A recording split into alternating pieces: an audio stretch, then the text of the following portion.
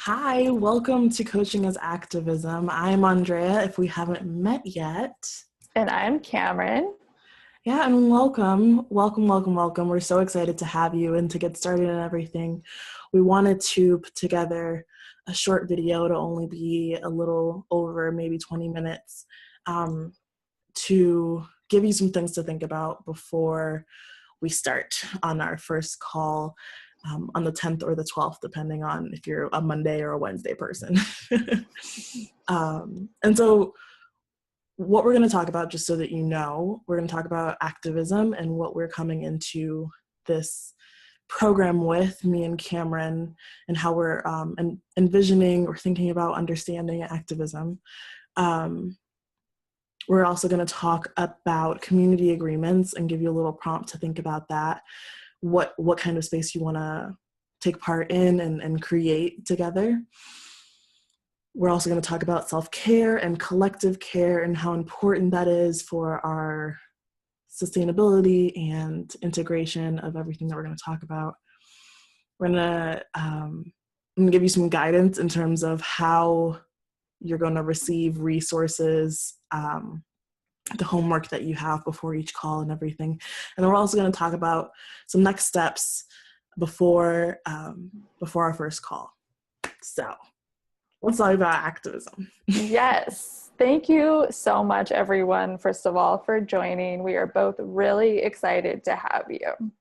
So let's just talk a little bit about activism. We're both going to just kind of define what activism means to each of us. So for me, I've kind of never really identified as an activist. And it wasn't really until I came across this Michael Moore quote that, I really realized why. And the quote is, "I'm not an activist, I'm a citizen. It's redundant to say I'm an activist. We all should be active." So I'm not sure that I really identify as a citizen either, but this really speaks to me because, it's about, being a human being, right? And caring. Care is a big piece for me when it comes to quote unquote activism, right? It's about taking action on things that you care about and people that you care about and, caring about your environment. And it's, I like how he says, it's redundant. To say I'm an activist, we should all be active. Mm-hmm. Because we're all human beings living on this earth together, and why wouldn't we care about one another and about making our environment and our communities and our spaces safe and healthy and well and amazing for everyone. So activism to me, there really isn't any activism per se. It's just every day is activism, right? It's integrated into your everyday life. It's your actions in your everyday life through everything that you do, at your work, in your relationships with your friends, with your family, just in everything. It's integrated. Mm-hmm. And that's very much what we're doing in this program. So it's very much to me I don't really have that identity, but it's just very much integrated into my everyday life. And it's ever evolving, right? I'm not a perfect activist or a perfect person or a perfect feminist, but it's an ever evolving process. Mm-hmm. Yeah, and that's kind of where I'm coming from too, in terms of thinking about what activism is, and because it's a way of being, it's a way of thinking about the world, and so I do see it as a process. I see it as a practice, and that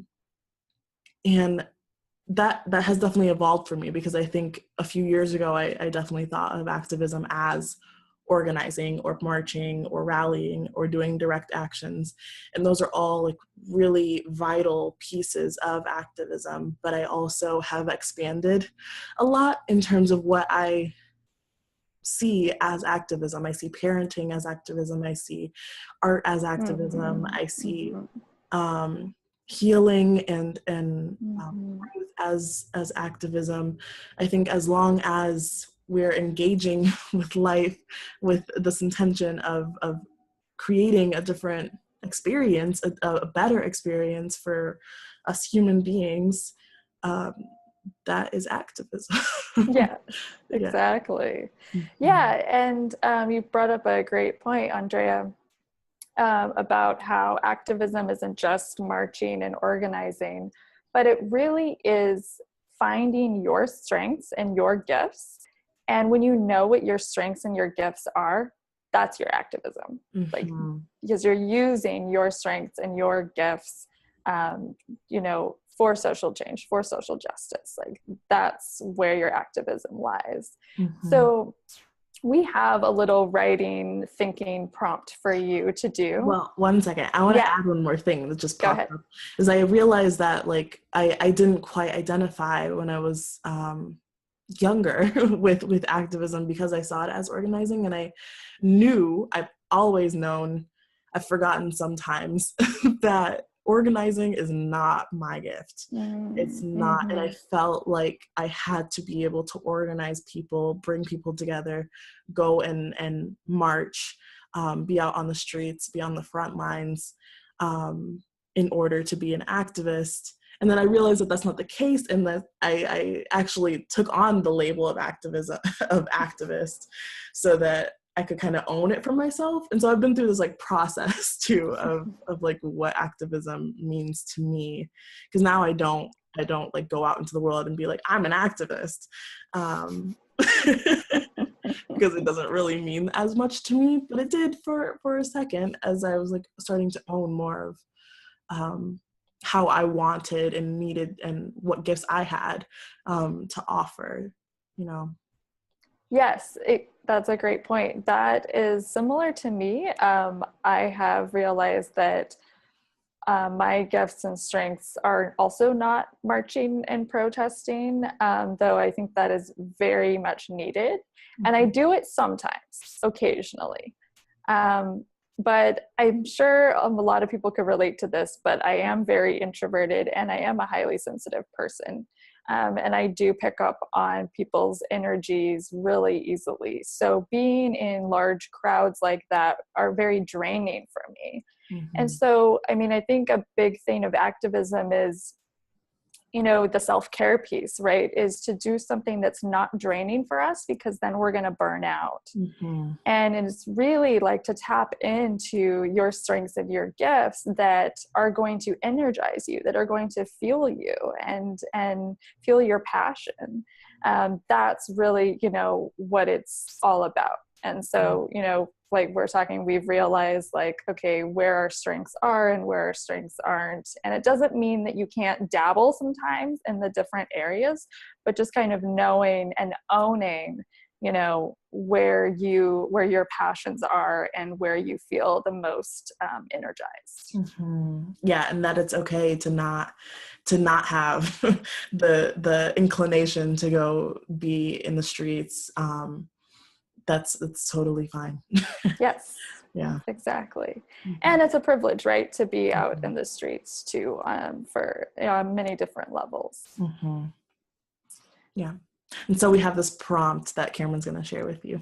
Yeah, so just like, taking a bit of time to write this down, like just a page or how, whatever comes to you, and thinking about this before our first call next week. So the prompt is, what is your perspective on activism and how do you define it? And then what are your strengths and your gifts? And do you feel like you are using those, or do you want to use more of those in your life and in your work? So just thinking more about how you define activism, what your perspectives are on it, and then what your strengths and gifts are, and go ahead and write those down and bring that with you to our first call next week. Mm-hmm. Yeah, and that prompt will be written underneath this video as well. So if you didn't catch it all, it should be right there. And so now let's talk about community agreements. Were you going to talk about this, or was I going to talk about this? You're going to talk about it. Okay. So we are really wanting to create a space together that allows for us to connect, to build relationships, to learn, to grow, to feel, wanting this to be a space for you to really engage. And so we are going to have a conversation in our first call about community agreements, and hopefully come out of the call with a few that we want to hold throughout the entire program, and in any other places where we connect afterwards. And so we are going to share a couple with you that we're bringing into this and thinking about as we're stepping into this space, and really asking you, we're going to give you a prompt a little later, to think about what you need from a space in order to really feel like you're showing up. So one of them is to recognize that this is a space for mistakes, where mistakes are okay. In fact, I would go as far to say, like, we encourage them, because if you're making mistakes, then you're taking a risk. You're really engaging. And so recognizing that, like, we are messy people, and if we're really being alive, we're really being free, and really showing up in a space, like, mistakes will happen, and we will deal with them, whether that includes mending a harm that was done, or just, naming it and being like, well, that's not quite true, or whatever is coming up. And so allowing mistakes to happen in the space is definitely one of the community agreements. And then on the other side, if we notice mistakes happening, not to demonize a person, not to criminalize a person, or attempt to dispose of a person because they made that mistake. If they're willing to own up to the mistake, or shift whatever they're doing, then we can't afford to be disposing people. Yes. And that's against everything that we are about, right? So that's one. Another one is really simply recognizing that we are co-creating the space together, that we are each holding the space, that while Cameron and I are facilitating the space, every single person that is in our call, in our group, is making an impact, is affecting our total experience, our collective experience. And so if you're not there, it matters. If you are there, it matters. If you're there and you're upset, it matters. If you're there and you're happy, it matters. And we welcome it all. Like, show up as you are, but just kind of owning the responsibility that we're all co-creating our experience. And then the last one is seeing everything as information. And that allows for us to kind of suspend judgment. And I guess that's like the shorter way of saying it, is suspend judgment and just look at everything as, this is data, this is information, let's go deeper into this, let's think about this, let's let this simmer. But to hold things, and that allows for us to also make space for complexity, for to move away from like binary thinking, either or, and more into like both and, more into like it's all happening, and even though it's conflicting. So yeah, suspending judgment.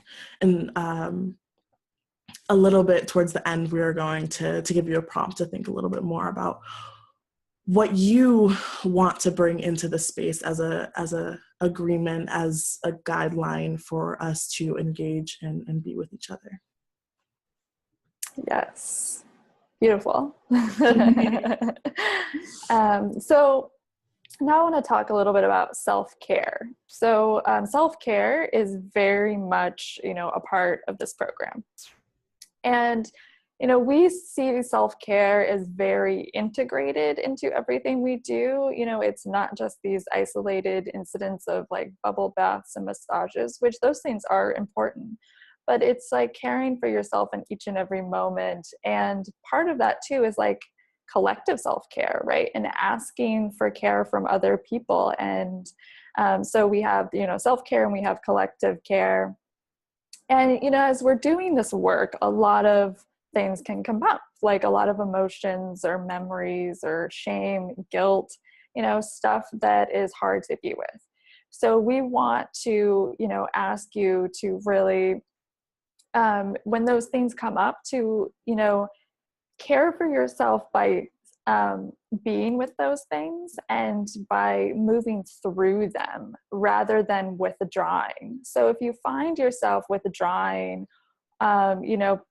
we want to ask you to try to name it and to, ask for support around that and to just kind of dive into it and be with it and ask for what you need with it, instead of like avoiding it or withdrawing from it. We are here to support you and we care about you. And, we want to create a space, that is very caring for everyone, that we care for one another and we're supporting one another. So we will encourage you, throughout the weeks to reach out to one another and to take care of yourself, in the moment. And we're going to have nourishment breaks, in each call. And we also really invite you in between the calls to reach out to each other and ask for support if you need it. Please start building those relationships with each other and that care and that support, right from the beginning. That, this is very much a space where we're building community and connection. And, we really encourage you to, start doing that right from the beginning.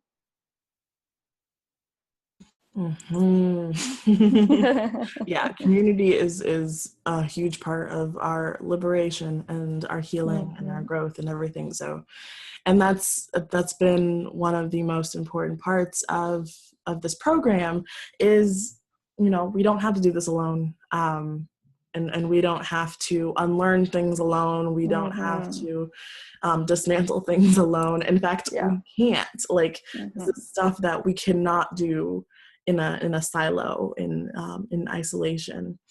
And so we would hope that you reach out to us if you ever need, if you feel like you're not getting the kind of care that you need or support, but also reach out to each other. Like we want you to really build relationships with other people in your group. So. Exactly. And not just, emotional care, but also mental and spiritual and physical. So, self-care in, the whole body and, mind and spirit, your whole being.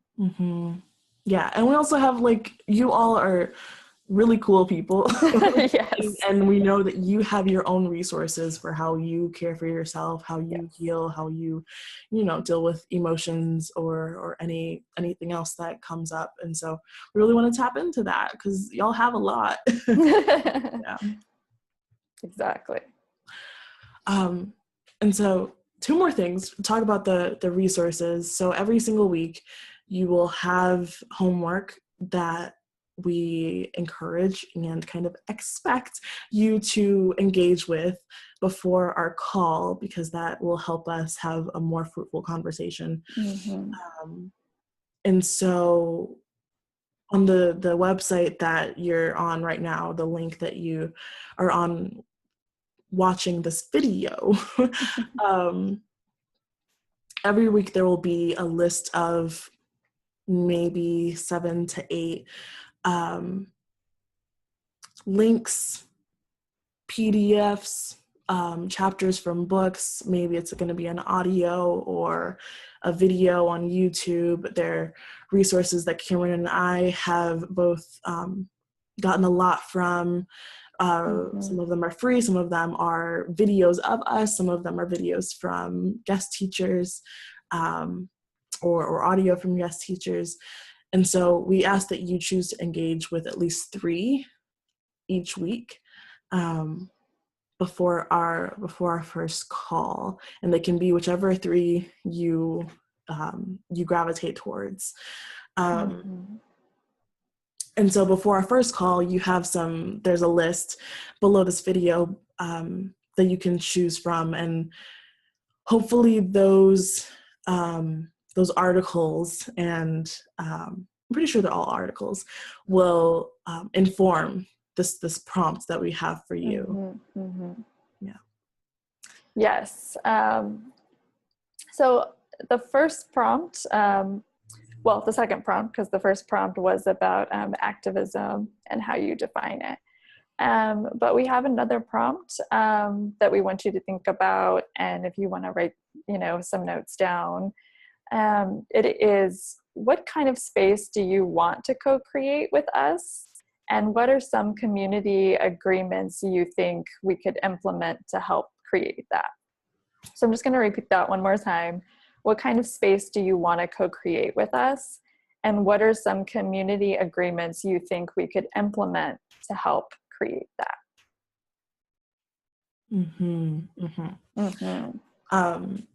So really think about that. That's probably going to be the meat of our conversation as we kind of set a foundation for the next 9 weeks after our first call. And so think about group spaces that you've been in before and the things that you really appreciated about it, or even think about the things that you wish you had more of in those spaces. And I know some of you are facilitators, so what are the things that you bring into your spaces that you facilitate, the things that you bring into your work with your clients, some of the things that you bring into your family that you're really intentional about. Whatever those things are, bring them into the class, we'll talk about them and kind of come to a collective agreement on these community agreements that we can hold and hold each other accountable to. Yes. And so then there's the Facebook group. So in the email that you found this link in, you should have also gotten a link to join your cohort's Facebook group. And this is a private Facebook group that nobody else has access to other than you and me and Cameron and your cohort. And this Facebook group is really meant to be a space where you can integrate, you can ask questions, you can share articles that you found or resources that you have, and that so that you can connect with the other people in your cohort between calls.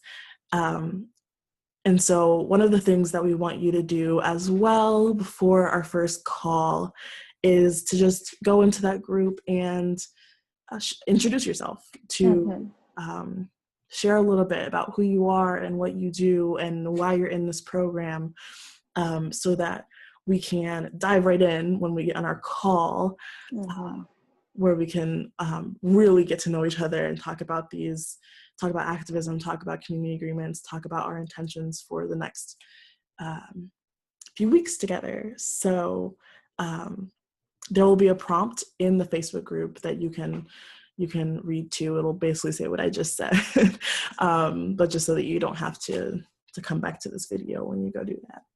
That would be fabulous, because we want to get to know you more, and your other folks in your cohort will want to get to know you more. So yes, exactly. Please introduce yourself to one another. So again, thank you all so much for being a part of this program. We are really, really excited to have you and to get started next week.